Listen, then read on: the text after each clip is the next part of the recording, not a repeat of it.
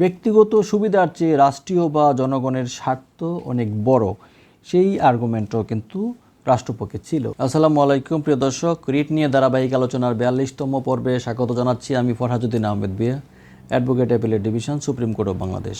আজকের এই আলোচনায় আপনাদেরকে স্বাগত জানাচ্ছি। আইনের শাসনের একটি বড় ভিত্তি হলো আদালত। যখন সাধারণ মানুষের অধিকার রক্ষা করে, কিন্তু কি হবে যখন একজনের ব্যক্তিগত অধিকার বা মামলা পুরো রাষ্ট্রের রাজস্ব বা উন্নয়ন কাজে বাধা হয়ে দাঁড়ায়।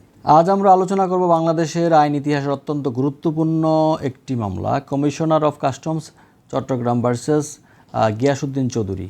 কেন এই রায়টি বিজ্ঞ আইনজীবী এবং সাধারণ মানুষ সবার জন্য জানা জরুরি, তা নিয়ে আজ বিস্তারিত কথা বলবো। প্রিয় দর্শক, মামলার পটভূমি যেটা ছিল সেটা একটু আপনাদের সাথে শেয়ার করে নিতে চাচ্ছি। প্রথমেই এই মামলাটি মূলত গণপ্রজাতন্ত্রী বাংলাদেশের সংবিধানের 102 অনুচ্ছেদের অধীনে একটি রিট পিটিশন দায়ের করা হয়েছিল।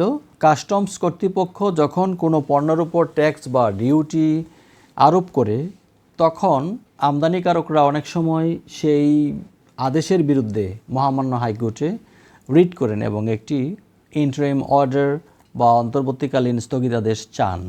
তো এই মামলার মূল প্রশ্ন ছিল কখন আদালত এমন স্থগিতাদেশ দিতে পারবেন আর কখন পারবেন না। এখানে যে আবেদনকারী অর্থাৎ যে আমদানিকারকের পক্ষে যে যুক্তিগুলো যে ছিল, তাদের দাবি ছিল যে কাস্টমস কর্তৃপক্ষের অ্যাসেসমেন্ট ভুল বা এটা বেআইনি। যদি এখনই টাকা জমা দিতে হয় তবে তাদের ব্যবসায়িক অপূরণীয় ক্ষতি হবে।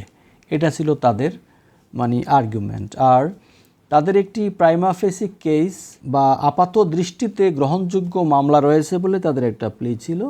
রাষ্ট্রপক্ষের ক্ষেত্রে কাস্টমস থেকে যে যুক্তি উপস্থাপন করা হয়েছিল, রাজস্ব আদায় রাষ্ট্রের একটি জীবনী শক্তি, সেটা তারা বলতে চেয়েছেন প্রদর্শক। আর আদালতের একটি স্থগিতাদেশের কারণে সরকারের কোটি কোটি টাকার উন্নয়ন প্রকল্প থমকে যেতে পারে, সেটাও কিন্তু তাদের একটা আর্গুমেন্ট ছিল। ব্যক্তিগত সুবিধার চেয়ে রাষ্ট্রীয় বা জনগণের স্বার্থ অনেক বড়, সেই আর্গুমেন্টও কিন্তু রাষ্ট্রপক্ষে ছিল।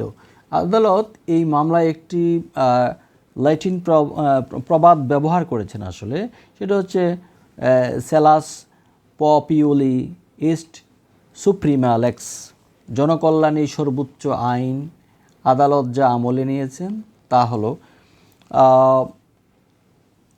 মহামান্য হাইকোর্ট এমন কোনো অন্তর্বর্তীকালীন আদেশ দেবেন না যা প্রশাসনিক কাজে অর্থাৎ ডেডলক বা অচল অবস্থা তৈরি করে। জনস্বার্থ সংশ্লিষ্ট রাজস্ব বা ট্যাক্স আদায়ে বাধা দেওয়া যাবে না। যেসব প্রকল্প বৈদেশিক অর্থায়নে পরিচালিত এবং নির্দিষ্ট সময়ের মধ্যে শেষ করতে হয়, সেসব ক্ষেত্রে আদালত হস্তক্ষেপ থেকে বিরত থাকবেন। বিশেষ আদালত বা ট্রাইব্যুনালের যে বিচারিক কাজ, সেই বিচারিক কাজে স্থগিতাদেশ দিয়ে বিচার প্রক্রিয়া আসলে দীর্ঘায়িত করা যাবে না।